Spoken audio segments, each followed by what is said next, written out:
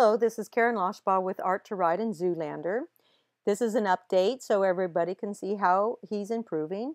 And also we're taking this opportunity to discuss working the horse in a higher frame and in the working gaits and when to sit the trot, how long to sit the trot, when to stop sitting the trot.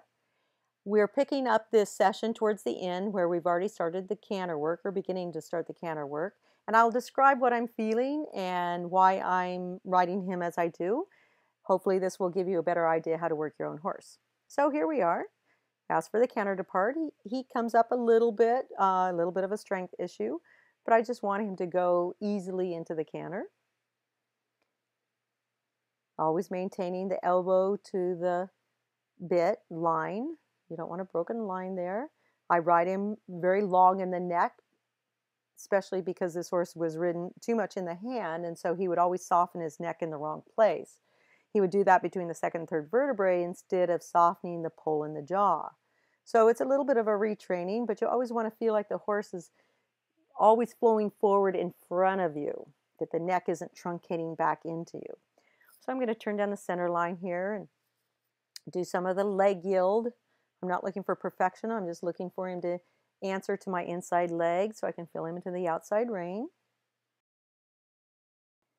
Next, I will ask him for the counter canter. And at the stage he's at, I would keep a definite bend to the right.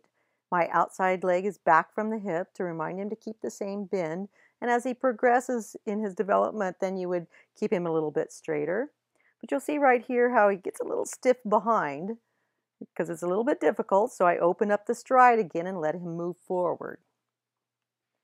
Counter canter is hard work, but it's also very good work because they have to work a little harder to balance themselves.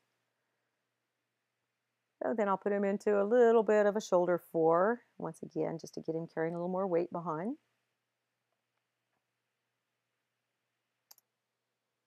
Now I will ask him to go a little longer and lower, reestablishing the swinging, flowing forward of the stride. Get it to open up a little bit.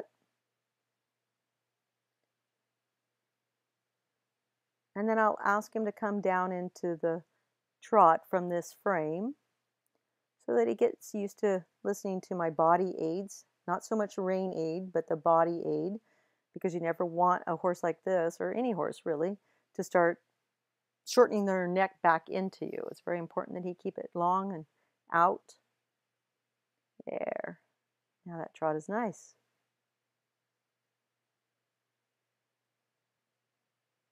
And once I feel that he's reestablished the trot, then I'll start bringing it up to the working trot. Bring the pole a little higher. Doing a little leg yield there. Once again, inside leg to outside rein.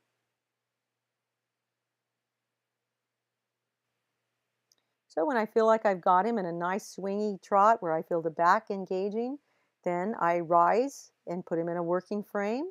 And if that feels good, then I go ahead and sit the trot. See how it feels. See how when I sit the trot, I don't slow him down. He should keep the same pace, and that pace shouldn't change. If it changes and if I disrupt his gait, then I would go back to rising the trot. So right there, he's just starting to roll over my hands a little bit that kind of tell me that he's not engaging his back quite as much as I'd like. So I'll go ahead and rise to the trot again.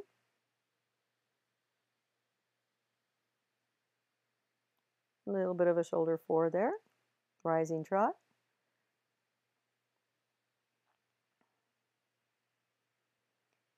There. Working trot, but his pole, see how he starts to just still roll over the hand a little bit? It's almost like the pole wasn't high enough.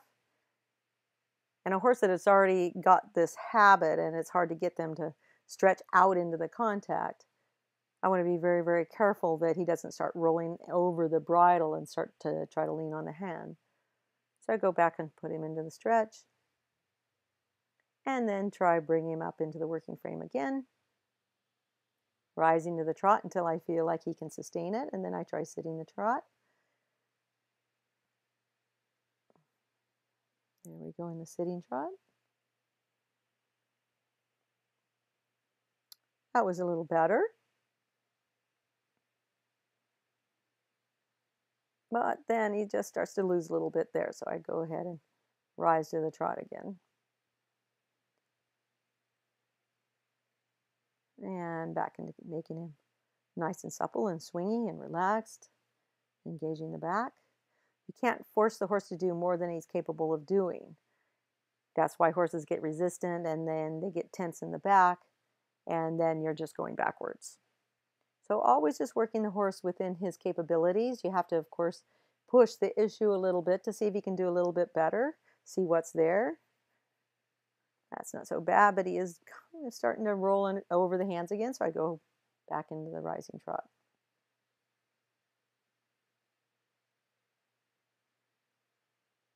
And let him stretch again. Because what I'm feeling is that his back just can't lift me as well as I would like. And that always manifests in the fact that his the contact doesn't he doesn't maintain the correct contact. So I'm going to go back into the canter work because that does help his trot work. He's one of those horses. The canter work will improve the trot.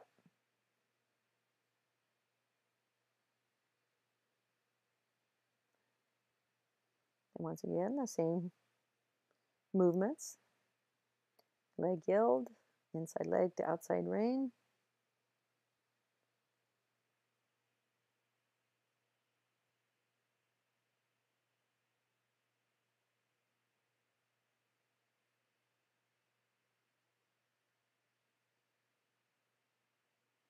And a little bit of a smaller circle here just to see if he engage a little bit more behind, start to carry a little bit more weight.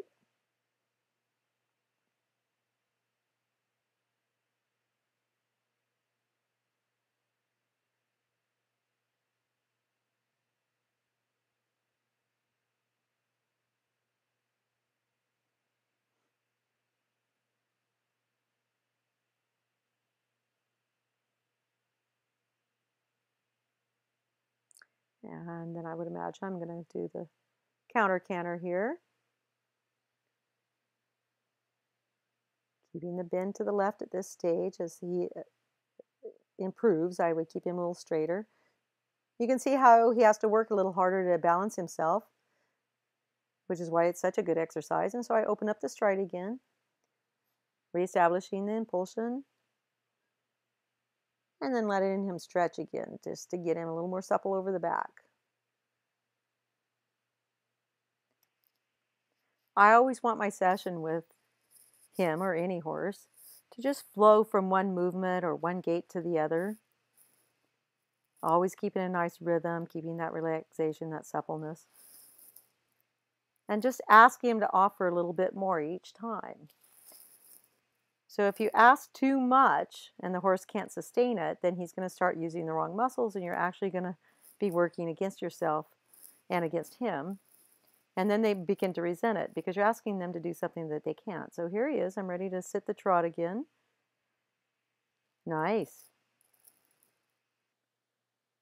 I think you can see where we always let the horse's back dictate what we do with them. And as the horse develops in strength, then you do more of the working gaits and then you work towards collection.